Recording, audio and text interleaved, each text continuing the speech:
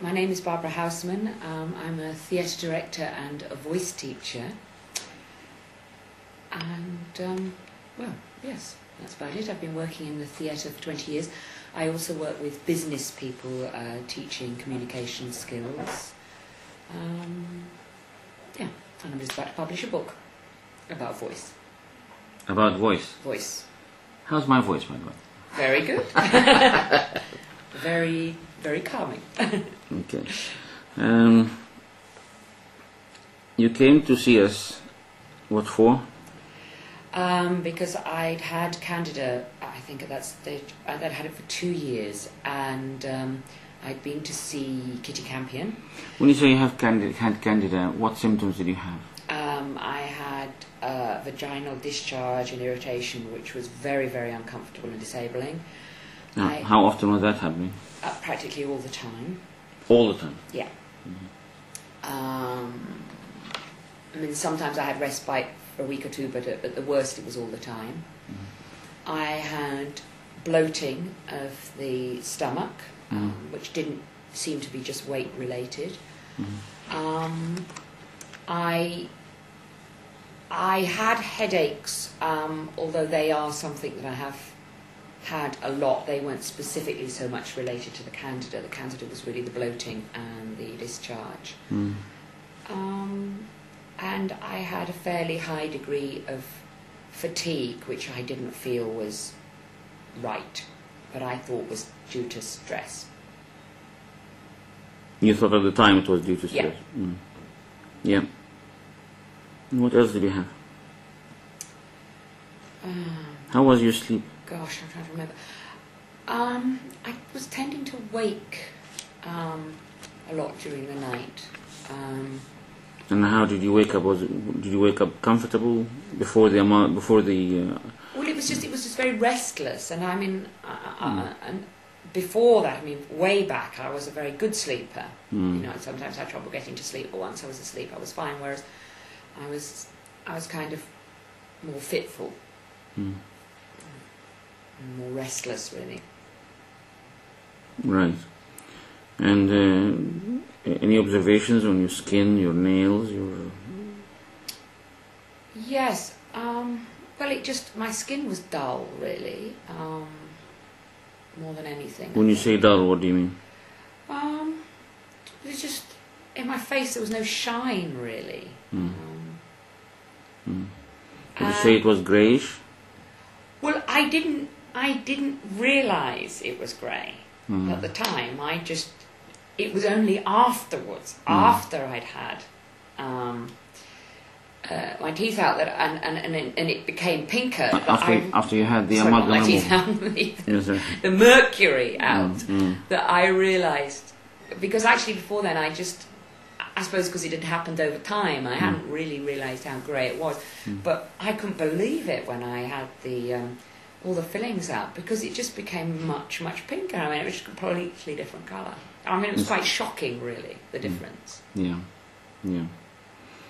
Yes, not many people actually notice how the skin looked like before. They only notice in retrospect, in hindsight. Okay, and then you came to us in November 99. You had the amalgam removed in January 2000. Tell us what happened then. I think the first thing I noticed was skin. That seemed to be the thing that changed the quickest. The skin on my face was what I noticed, that it was far, as I say, pinker. And I realised that I'd just been really white and pasty. It was sort of a whitey grey paleness, really. How soon after the amalgam removal did you notice it? I'm trying to think. I would think within a couple of months that I probably noticed that. Could there be another reason for the improvement other than the amalgam removal? No, because my diet didn't change. If anything, just due to circumstances over the last year and 3/4, my diet's been worse rather than better. It's something I'm trying to sort out now. But so definitely not worse that. In terms of what? Well, I haven't been eating as much green vegetables as I I was before. I've probably been eating a little bit more stuff like ice cream and alcohol. I mean, not hugely. Things that you shouldn't eat when you have a candida problem, yeah? You're Yeah. eating the wrong diet for the candida Yes. sufferers, yeah? Yeah. Okay. All right. So you improved despite that, yeah? Yeah, definitely. Okay. Then what else did you notice? I think the biggest thing for me, if there was one thing I had to single out as a huge change, has been that before I was very fatigued a lot, and I felt disproportionately, and now I'm not. And in fact, this last year and a half has been incredibly stressful in terms of issues to do with money and work and relationships, and so the stress, if anything, has been worse in the last nearly 2 years than it was previously. But despite that, I just don't feel fatigued anymore. I mean, obviously I get tired if I've done a lot and I've been up for a long day, but I don't have that kind of fatigue that whatever you do sleep-wise still carries on and carries on and carries on. And that for me is, I mean, it is miraculous. The change in my energy is nothing short of miraculous, really. Yeah. Yeah. And I can't put it down to any other cause because, as I say, there's been huge stress. I don't feel diet-wise I'm being as good as I was, and exercise-wise in the last 9 months has been particularly erratic, just because I've been so busy I haven't had the time. So it's not like there are other lifestyle changes that could have accounted for that. Right. What about the bloatedness? Any difference in that? Yeah, that's completely gone. Totally gone. Yeah. I mean, obviously there's issues of weight because I've been eating a little bit more, but my stomach, in terms, it just used to blow up for no apparent reason, and that just doesn't happen now. And actually, despite the fact that I haven't been eating so well, my weight has been much more consistent. Did you have a weight problem before that? No, not a huge weight problem, but... Do you mean it becomes easier to lose weight or easier to control just your weight? easier to maintain it, really, despite... And if I feel, I'm eating a bit much and I'm putting on a weight, then if I just stop that, and I go back to a more balanced diet for a couple of weeks, then the pound or two I've gained just goes off. And the headaches? What happened to the headaches? Better. I still do get some. How much better? Oh, I don't know, 50 to 70% better, maybe, I think. Just trying to think. And your sleep is improved as well? Yeah. By how much, approximately? Give it a subjective estimate. 70%, maybe. Yeah. And the tiredness improved by how much? Oh, if you could improve it by 200%, then that's what I would say. Yeah. You also had a problem of that you were grinding your teeth at night and so on. Any impact on that at all? I mean, of course you can't. I don't know, because I didn't. I mean, I not suspected I was doing yourself. it, but I didn't know. But I do feel that my jaw is more relaxed. It's more relaxed. Yeah. I see.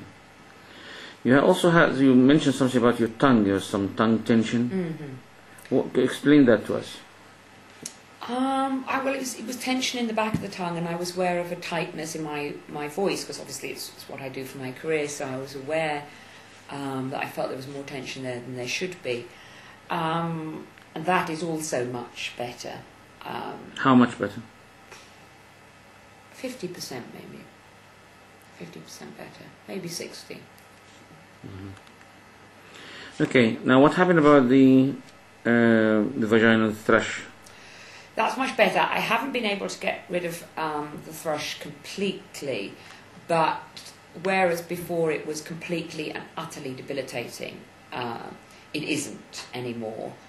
So you had some improvement. Give it a figure as well. How much improvement? I'd say 80%. 80% better. Yeah. Have you been using antifungal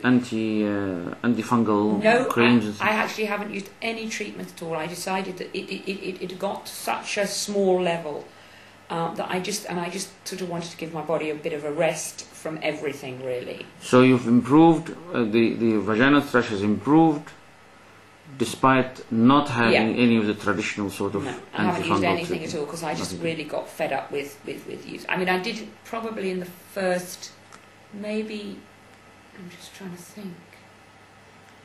I think I had some tea tree and lavender pessaries, but they were actually more for relieving symptoms than they were for, I think, for really getting rid of it. That I might have used for about a month, maybe just after we have the treatment, but I haven't done anything since, and it's so different. I get tiny attacks maybe every third month.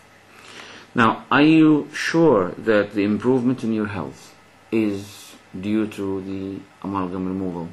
Well, it can't be any other cause because nothing else has changed. I mean, everything else has remained constant. The stress, as I say, has probably got a little more. And as I say, because I've been busy, just lifestyle hasn't been quite as healthy as it was. So there's absolutely nothing else that it could be. The question of amalgam, as you know, is controversial at present. How do you feel about it? How do you feel about the idea of putting amalgam, which is 50% mercury, in people's teeth? Well, I wouldn't let anybody put it back in mine, and if I had a child, I wouldn't let anybody put it in the mouth of a child of mine. And because I feel so much better. I just feel more alive. I've got more energy. I just feel more well. And I can't see any other reason for it. Did you experience any mood changes at all after the amalgam removal? Well, I think just more positive. I mean, I have suffered for depression a lot throughout my life. And although I still do get bouts of depression, I get over it far, far, far quicker. So do you think the mercury had any effect on that? Well, I mean, it's very hard to tell because of course I've had mercury in my mouth since I was 18. It's a long time. And a long time. Although I traced the really bad symptoms, I think about 3 years before I had the mercury removed, I had most of my fillings replaced, of which there were, I think, about 13 or 14, with a new set of mercury or amalgam. And I didn't realise it at the time, but when I started to look into this, before I came to see you, I realised that nearly all the things that had got worse about in the period after I'd had that new fillings. Those fillings, that all, and I just suddenly thought, oh my goodness, of course, that's when it was. And of course, because it kind of crept up on me, I hadn't really been aware of that. So it would be hard to say because, I mean, there is a depressive illness in our family. What I would say, rather than the amalgam was the cause, I think the fatigue that the amalgam causes or caused me, I think it probably just made everything much worse. And I feel now that out of feeling that you can't cope. Yes, yeah, and I just feel now that although I get depressed, I seem to get over it far, far quicker. So, maybe how much improvement do you think in this? How much improvement did you experience in the mood and the depression after the amalgam removal, percentage-wise? 50 to 60%. So which is it, 50 or 60? 60. Okay. Now, what do you say to people who are arguing that mercury does not cause any harm to the body? Mercury coming out of the amalgam does not cause any harm. Well, I don't see how you can know if I mean, I don't know how people can argue that if they haven't been through the experience of it. I mean, I'm fairly cynical. I mean, yes, I will look at alternative health rather than pouring pills down my throat, but just basically I don't want to introduce toxins to my body, and I believe in preventative medicine for myself and responsibility for my health rather than, patching it up afterwards. But the biggest change out of all the things I've done, the relaxation I've tried and everything, has been having the amalgam out, because the fatigue issue had become huge for me. And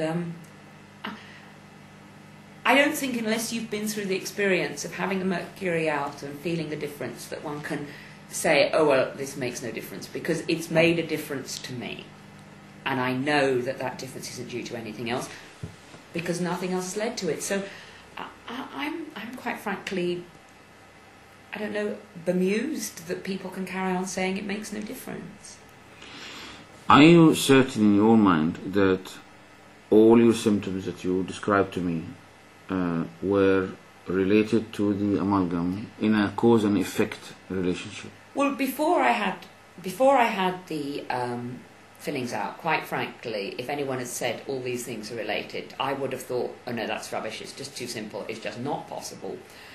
But having So that's exactly what they're saying anyway. Yeah, that's what I would have said before. I would have said, of course it can make a difference.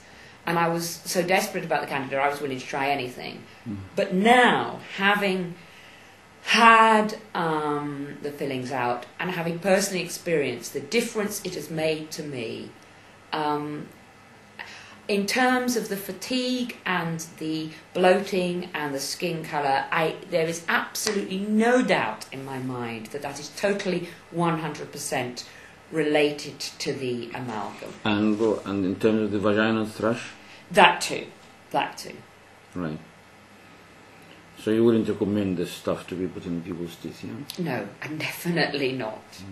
Not if you want people to be well. And are you certain that it's damaging to people's health? The amalgam is damaging to people's health? It was damaging to mine, and I think that I'm fairly strong and robust as people go. And if it damaged my health to the degree it did, then I dread to think what it would do to people who might have a weaker constitution than me. Because I've got a pretty kind of, I'm not a weakling. I don't get ill, really. Right. Very good. Thank you very much. Thank you.